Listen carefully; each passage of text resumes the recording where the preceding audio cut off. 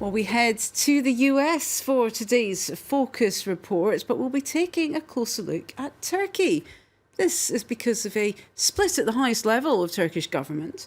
Fethullah Gulen, once a staunch ally of the Turkish President Recep Tayyip Erdogan, is now living in self-imposed exile in the States.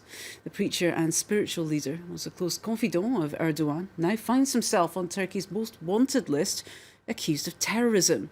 So how did it come to this? Gallagher Fenwick and Philip Crowther find out. He lives segregated and is almost never seen in public.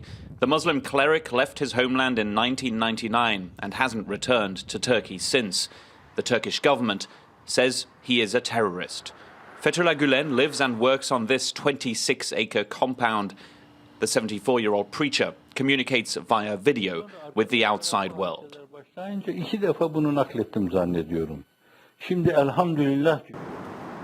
The Turkish government wants to extradite him and recently hired a renowned lawyer in the United States. He alleges human rights abuses in Turkey by Gulen's followers. He is extraordinarily dangerous, and at the same time, he's really a cult leader. And he's somebody, I call him a plastic imam, because his views change and his position changes constantly to suit his circumstances.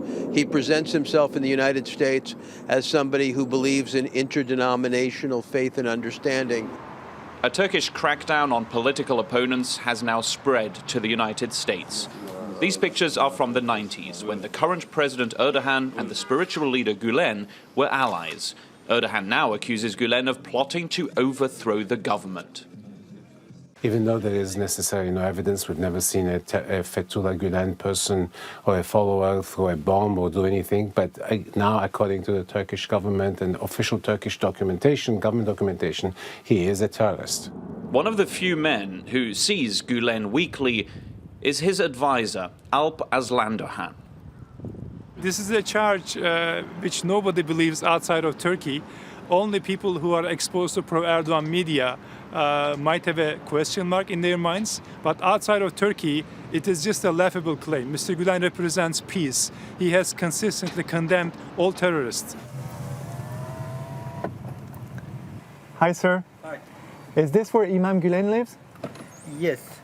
We would like to visit. All the way.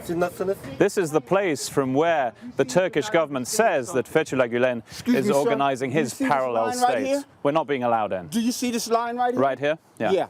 You have to be over that line. An aura of mystery surrounds the Islamic preacher, even for his neighbors just across the street. What do you know about him? What do you think you know Personally, about him? I know nothing about him.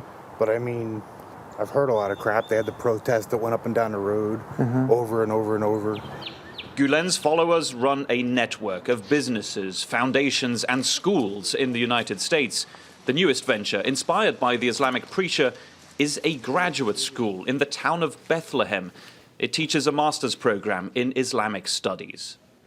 Many of the persons who pass in and out of the Respect graduate school are influenced by and some dedicated to the Gulen ideology.